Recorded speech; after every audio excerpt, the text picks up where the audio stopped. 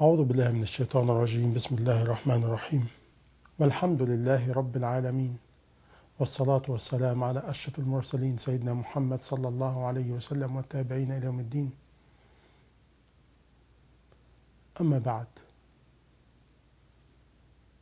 My dear brothers and sisters in Islam, today we're going to go to a journey, the highest and most important journey in our life, the journey of Hajj. And by the will of Allah subhanahu wa ta'ala, I would like to capture for you the Hajj picture in one session. And I will try to make it short, and I will try to make it beneficial the maximum I can from all my experience, because you're going to have a lot of shiuch, a lot of scholar, a lot of books, a lot of lecture. But what I'm here for, what I want to share with you, I want to share with you the message, the essence, the wisdom, the purpose, the message of the Hajj, and how we can live it, and how we can succeed to get the Hajj can lead us to Jannah, inshaAllah.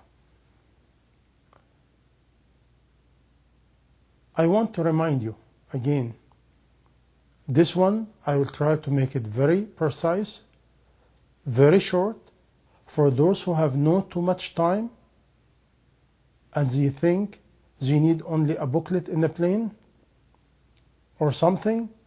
I want this message to be really inculcated in their heart by the will of Allah. And this is my most important message I believe in. This is the message of Hajj, the one I believe all the Muslims should have. We talked about Ramadan before, or Salah, and we said in Islam everything, all the regulation, all the rules, it has a purpose, it has a wisdom, it has a manner, it has a regulation, and it has a rewarding and benefit. Today we know what is the Hajj for, to forgive us. Rasulullah sallallahu alayhi wasallam promised, whoever do Hajj, falam yarfuth, walam yafsuq, and he do not commit sins, and who do not do argue, and do not commit mischief, he came back كَيَوْمُ وَلَدَتْهُ أُمُّهُ, the day his mother gave him birth. Meaning Allah cleanse us from all the sins in the past. By this way, we have a lot of ahadith about that, and a lot of Muslims going to forgiveness, going for to gain the rahmah and forgiveness of Allah, with the intention, in case we die with less sins, and hopefully inshaAllah with clean book inshaAllah from all our sins. This is a rewarding. This is what we're going to get. Let's examine this journey, and I'm going to give you a physical picture with thought and thinking to carry with you step by step. If you look at the Quran, we talk about it in detail before, and for you I'm not going to go to a lot of detail. A lot of detail of the Quran, the message of the Hajj in Surah Al-Baqarah. But the chapter of Hajj, the only chapter in Quran, has the name of one of the pillar of the Quran, of the pillar of Islam, is Hajj. Meaning in Quran is no chapter of Salah, is no chapter of fasting, is no chapter called Zakat, is no chapter called Shahada. We have 5 pillars, but only one chapter for Hajj. And when you go to this chapter, you find out only 5-6 verses talk about Hajj. But the whole chapter talk about 2 topics. death, and the day of judgment. That's it. And if you go through it, please read Surah Al-Hajj and you will discover it's very scary. It talks about two major topics: the journey of death, the journey of the soul of death, and life after death, and a grave and a day of judgment. Now, why?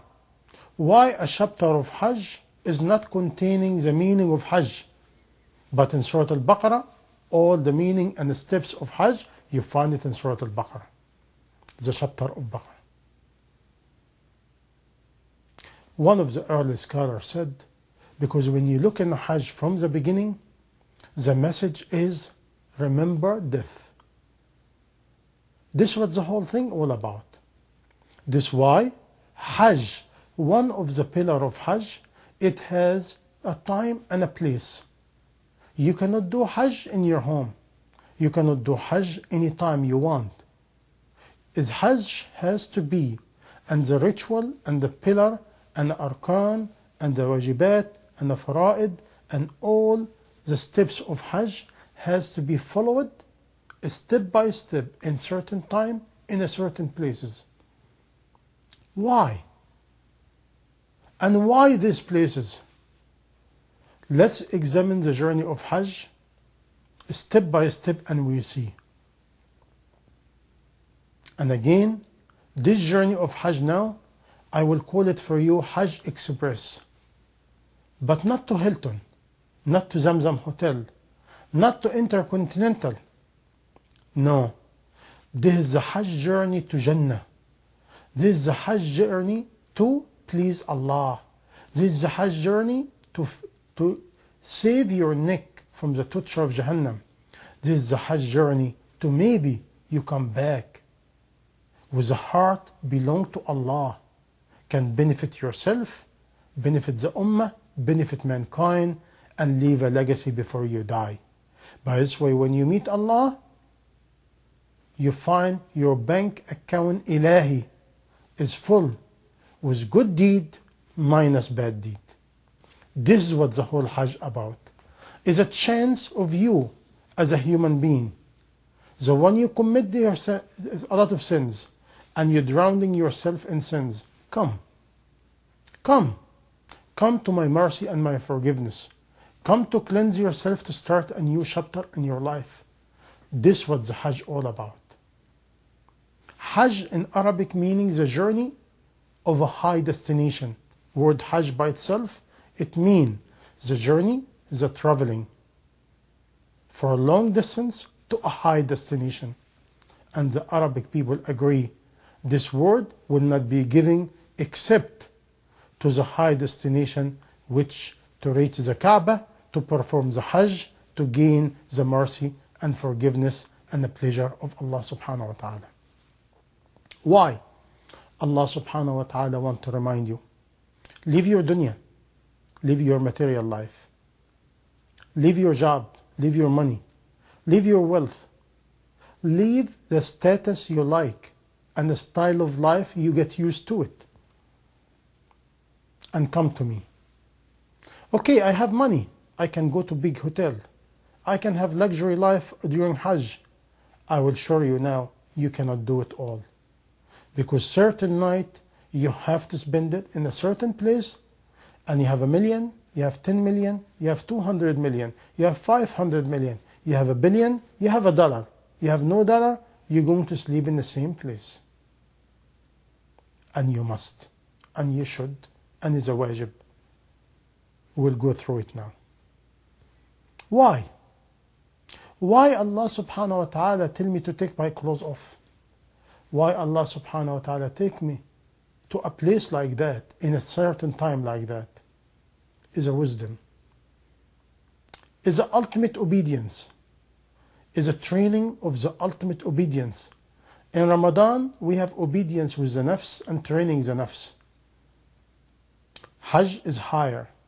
Now you're training your nafs with spending, with leaving your style of life, to remember death, to remember the day of judgment, to remember the gathering of the judgment day, and to remember this is the most important part of your life.